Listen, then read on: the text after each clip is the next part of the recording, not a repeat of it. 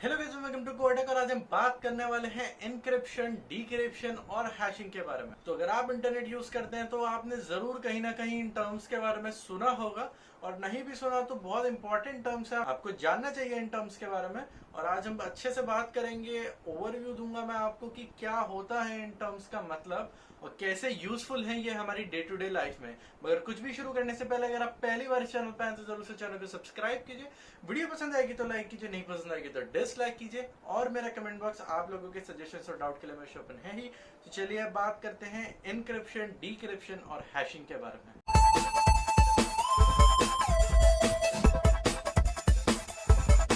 तो सबसे पहले हम बात करते हैं इनक्रिप्शन की। तो जब भी आप कभी इंटरनेट एक्सेस करते हैं या कोई भी आप अपना डाटा किसी को ट्रांसफर करते हैं तो मोस्ट प्रोबेबली वो डाटा जो है एक इनक्रिप्टेड फॉर्म में जाएगा। नाउ इनक्रिप्टेड फॉर्म का क्या मतलब हुआ? इनक्रिप्टेड फॉर्म का मतलब हुआ कि जैसा डाटा है वो वैसा नहीं जाएगा, उसके अंदर कुछ चेंजेस हम कर देंगे जिस वजह से वो डाटा सिक्योरली जा पाएगा। फॉर एग्जाम्पल अगर आप किसी को कुछ डाटा भेज रहे हैं, फॉर एग्जाम्पल ABC, तो हम उस डाटा को इनक्रिप्ट कर देंगे और इनक्रिप्ट करने के बाद वो डाटा हो जाएगा मे बी 12EC3FGA, इस टाइप का कुछ भी डाटा हो जाएगा। तो इन केस अगर आपका डाटा इन बिटवीन कोई हैकर चुरा लेता है या फिर कहीं गलती से लीक हो जाता है, तो लीक होने के बाद भी कोई नहीं देख पाएगा कि एक्चुअल डाटा आपने क्या भेजा था, बिकॉज वो जो आपका डाटा था वो इनक्रिप्टेड फॉर्म में था। नाउ एनक्रिप्टेड का उल्टा हो गया हमारे पास डिक्रिप्टेड। नाउ एनक्रिप्ट करना डाटा को, उस प्रोसेस को बोलते हैं हम एनक्रिप्शन, और डिक्रिप्ट करना डाटा को, उस प्रोसेस को हम बोलते हैं डिक्रिप्शन। तो डिक्रिप्शन के अंदर क्या हुआ, जो भी हमारे पास एनक्रिप्टेड डाटा आएगा, जिस मेथड को यूज करके उस डाटा को इनक्रिप्ट किया गया था, सेम मेथड को यूज करके उस डाटा को डिक्रिप्ट किया जाएगा।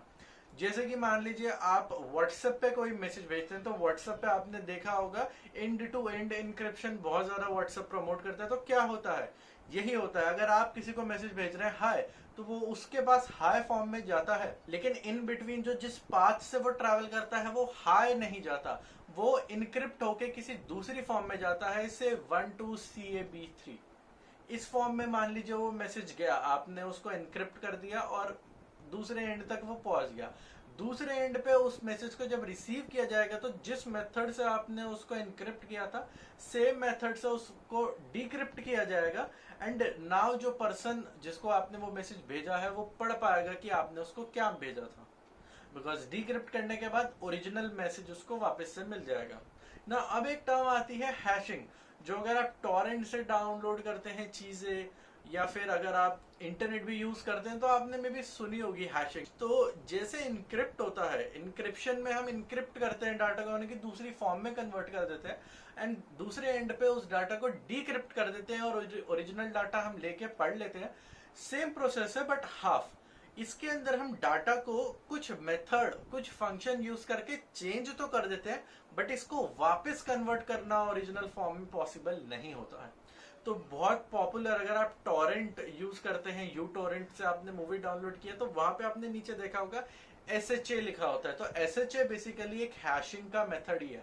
उसके अलावा MD5 भी में भी आपने कहीं देखा लिखा हो, बिकॉज ये बहुत पॉपुलर है। SHA एंड MD5 ये हैशिंग एल्गोरिथम यूज करी जाती है आज के डेट में। नाउ अब आपके माइंड में क्वेश्चन आएगा कि चलो ठीक है, इनक्रिप्शन तो एक बार को ठीक है, डाटा को सेफली ट्रांसफर कर देता है, बट यहाँ पे अगर हम डाटा को दूसरी फॉर्म में चेंज कर देंगे तो उसका यूज क्या है? तो इसका यूज मेनली होता है हमारे पास सर्चिंग के अंदर। मान लीजिए आपका कोई डाटा है, तो अगर आप उसको हैश में कन्वर्ट करते हैं तो आपका डाटा चाहे कितनी भी लेंथ का हो, तो वो एक फिक्स्ड लेंथ के अंदर कन्वर्ट हो जाता है। सिमिलरली अगर मान लीजिए आपके पास 5 डिफरेंट डाटा है, डिफरेंट लेंथ के हैं, आपने एक जगह भेजा हाय मिस्टर और सुनील शेट्टी मान लीजिए, तो ये जो 4 वर्ड आप 4 बारी में अगर भेज रहे हैं तो चारों के चारों वर्ड हैश में कन्वर्ट होंगे, और हैश में कन्वर्ट होने के बाद चारों की जो लेंथ है वो सेम हो जाएगी।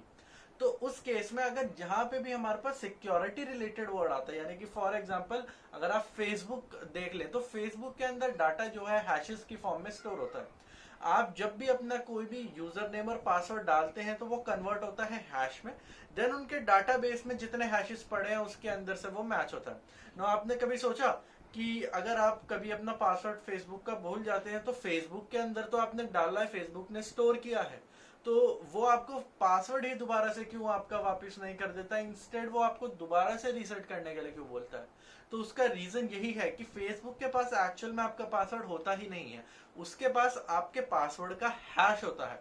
और आप जब भी कोई भी अपना यूजर नेम और पासवर्ड एंटर करते हैं तो फेसबुक की एल्गोरिथम से उसका हैश बनाया जाता है, एंड देन उस हैश को एग्जिस्टिंग हैश जो डाटाबेस में पड़े हैं उनसे मैच किया जाता है, और अगर वो कहीं भी मैच करता है देन आपको लॉग इन एक्सेस दे दिया जाता है, अदरवाइज एरर आ जाता है। तो ये होता है हमारे पास हैश का मतलब। तो अगर सिक्योरिटी के मामले में देखा जाए तो इंक्रिप्शन से ज्यादा सिक्योर होता है हमारे पास हैश, बट उतना ही कॉम्प्लेक्स होता है हैश को मेंटेन करना। बिकॉज अगर आप एक वर्ड का नंबर डाल रहे हैं या फिर आप 1000 वर्ड का नंबर डाल रहे हैं, सबका हैश जो है वो एक फिक्स्ड लेंथ का ही होगा। तो इसको बनाने में, हैशिंग एल्गोरिथम को बनाने में बहुत मेहनत लगती है और बहुत ही कॉम्प्लेक्स चीज है, इस वजह से हमारा जो हैश है वो ज्यादा सिक्योर है।